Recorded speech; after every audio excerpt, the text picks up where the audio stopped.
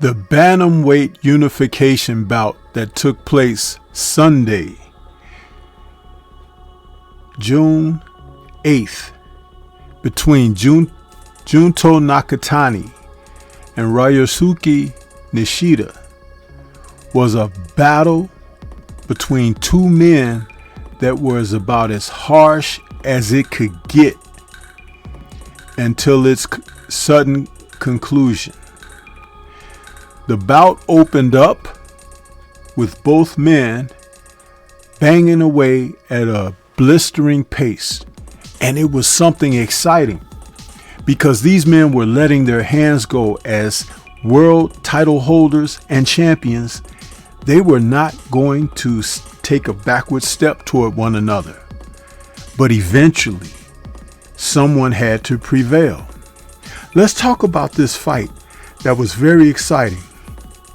Some people may not have tuned in, and if they didn't, they robbed themselves. Let's talk about Nakatani Nishida.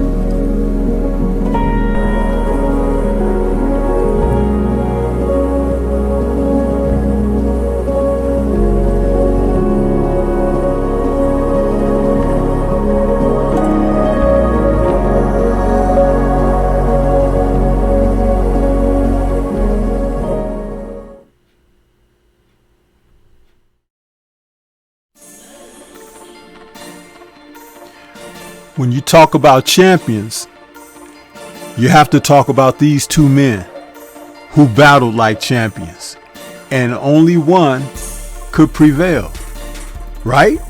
Unless you're talking about a draw. And a draw was not the make of order when Junto Nakatani faced off against Ryosuke Nishida. This was an action-packed bout from the opening bell, and both men looked to impose themselves on the other. Now, entering primes, Nishida entered the fight a southpaw at 28 years of age. His record was entering 10-0 with 2 KOs. But don't let the 2 KOs fool you, because though he may not have been labeled as a knockout puncher, punching people on the jaw, he throws these bolo shots to the body that are very debilitating. He stands 5'7" with a 68-inch reach, and he's out of Kashiba Nara, Japan.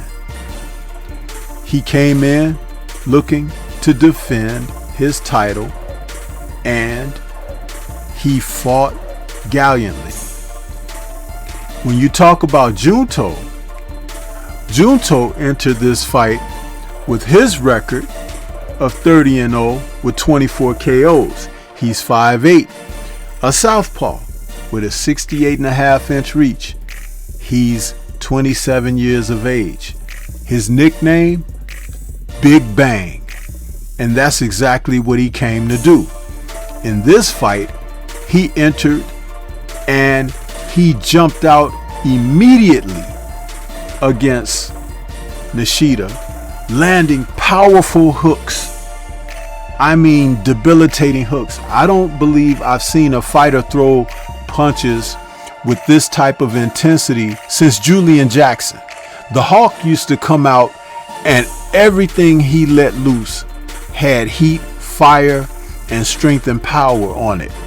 This is the way that Junto fights. And being a bantamweight, he's a very slight guy, but he has bricks for fists. And he gets in there and he has a variety of shots that he throws. He throws hooks. He can throw looping shots, overhands. He sometimes will step back and jab with technical proficiency, but he likes to exchange. And he throws looping hooks. He throws short hooks. And then on the inside, he's able to throw uppercuts. And when he lets the uppercuts fly, they come in at a blistering pace. Sometimes triple uppercuts, followed by the looping hook shots. These were the type of assaults that Nishida was not necessarily able to withstand over a period of time. Sometimes Nishida entered and speared in with his head, which may have caused the severe swelling around his eye that ended up stopping the fight in the 6th round. But it was Junto's accuracy, intensity, and voluminous punching which helped expedite the process of the stoppage. I remember seeing other fighters incur a headbutt or a thumb, and next thing you know, the eye will swell shut. His eye began to swell in that 5th round, and it looked really bad, to the degree that one of the refs, the referee, stopped the action to have a look at it, and they let the doctor judge that he was okay to go ahead in the 5th. But by the end of the 5th, the eye had completely swollen shut. And a dejected Nishida sat in his corner knowing that it was all over, but at the same time, he had given about as good as he could. Super Bantamweight undisputed champion Naoya Inoue was sitting in the audience. There are talks about the possibility of Junto moving up to face him possibly next year. And if Inoue is able to get beyond his fight that is coming up, that could be an all-out, as they say, big fight for Japan. It could be one of the most colossal fights in Japan in recent memory. But when you think about fighters like Junto, who really lays it out on the line, he enjoys the engagement of being in there and trading and giving as good as he gets. He's the type of fighter that the audience across the world would enjoy watching, because he puts it on like a man that really comes in and wants to not only take his opponent apart and take him to pieces, but he relishes the challenge. He relishes the competition. He wants something coming back at him. He's not afraid of contact. But if he's going to be in there against Inoue, he's going to have to be wary of the contact, because Inoue's punches are the type of one shot and you're done type deal. But I believe that there's something special about Junto Nakatani. And this man, he has the ability to fight on the inside as well as the outside. And being 5'8" to Inoue's 5'5", that reach advantage is going to be an obstacle for Inoue to overcome, because he could run into something.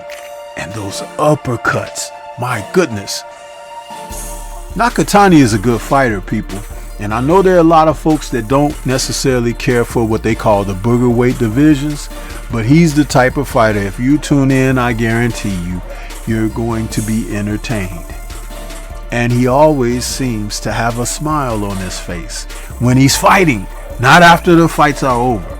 He relishes fighting. He relishes the competitiveness, the fire that it brings, I guess the adrenaline that flows. He enjoys it all. And I enjoy watching it.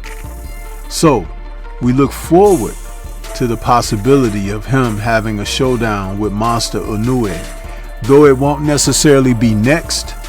Now that he is a unified champion with both the IBF and WBC titles, will he try to go for another title before the end of the year? Why not? I mean, he is really worth tuning in to that degree. But what do you think? This is Stormy B-Man.